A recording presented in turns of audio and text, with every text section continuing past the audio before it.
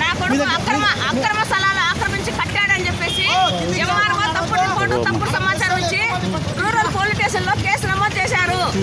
FIR copy ఇవ్వండి SI గారిని అడిగితే ఆయన ఏమంటున్నాడు, నీ కొడుకు ముద్దాయే రావాలా, వాడి తన్నాలా అన్నట్టు ఉన్నారు.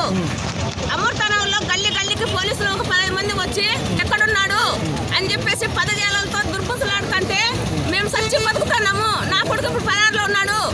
మేము ఎక్కడైనా స్థలాలు కబ్జా చేసింటే దానికి వివరణ ఇవ్వాలి ఎంఆర్ఓ గారు.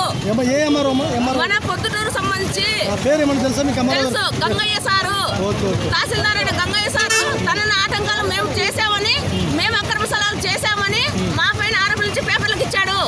ఇదే పేపర్ విలేకరులు నిన్న నేను అదే మీటింగ్ కు ఖండించి అని చెప్తే ఏ పోలీస్ వారు మీ మీద కేసు కట్టారు? రూరల్ పోలీస్ వారు. రూరల్ పోలీస్ వారు అయితే ఈ మీరు చేసేటువంటి ధర్నా 3 టౌన్ పోలీస్ స్టేషన్ పరిధి వస్తుంది కదా? అవును, పరిధి లెక్కలేసినప్పుడు మెజిస్ట్రేషన్ ఎక్కడుంది?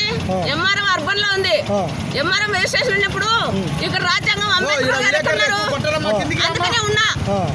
నా చావు కావాలంటే నేను ఒక్కటే పరిష్కారం, నాకు న్యాయం జరగాల.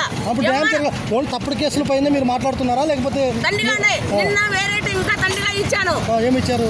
అదే ప్రభుత్వ ఉద్యోగులు పేదలకు సంబంధించిన ఇల్లులు కబ్జా చేసి కొన్నారు. వాళ్ళ పిల్లల పేర్ల మీద, వాళ్ళ అమ్మల పేర్ల మీద, పత్రికా విలేకరుల పైన వాళ్ళందరూ ఫ్లాట్లన్నీ కబ్జా చేసి వాళ్ళైతే కొనుక్కొని వేసుకున్నారు.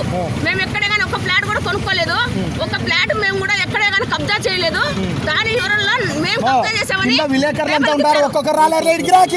నేను రాను సార్, నేను రానండి. మిమ్మల్ని నన్ను ఇబ్బంది పెట్టదు. మాకెందుకండి? ఇప్పుడు ఓ పోలీస్ అధికారు ఎంక్వైరీకి వస్తే రండి, ఎక్కడంటే పట్టుకురండి.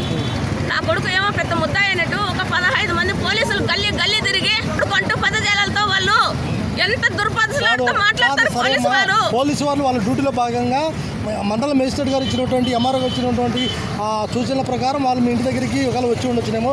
పోలీసులే చేసినారని చెప్పడానికి లేదు కదా? ఒప్పుకుంటా. ఒక మెజిస్ట్రేషన్ ఇచ్చిన అధికారాన్ని నేను గౌరవిస్తున్నా, కానీ నా స్థలం కాదు కదా.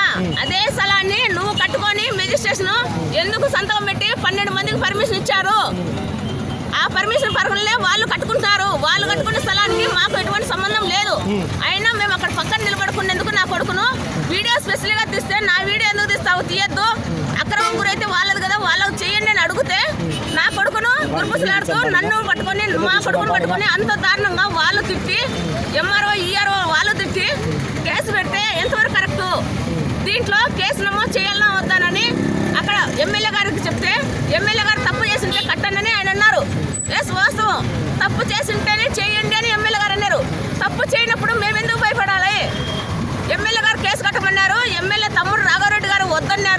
వీళ్ళిద్దరి మధ్య మేము నలుగుతున్నామని పోలీసు వారు ఎందుకు సంకోచించాలా? ఎంఆర్ఓ గారు ఎందుకు సంకోచించాలా? నీ దృష్టికి మనశాస్త్రం తప్పని తెలిసింటే ఎంఆర్ఓ గారు ధైర్యంగా నాకు తప్పు జరిగింది కేసు కట్టండి మాట్లాడచ్చు కదా ఎంఆర్ఓ గారు.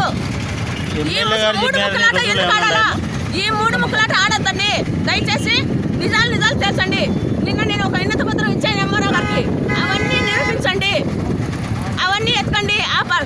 అమృతా నగర్లో 318 ఎకరాల భూమి ల్యాండ్ ఇస్తే గవర్నమెంట్ 8,030 ఫ్లాట్లు అయితే దీంట్లో అధికారులు ఎన్ని కుమ్మక్కయ్యారు, ప్రజాప్రతినిధులు ఎన్ని అక్రమానికి సొమ్ము చేసుకొని అమ్ముకున్నారు, మిగతా పేద ప్రజలకు ఎన్ని ఇచ్చారు, ఇవి తెలుసండి.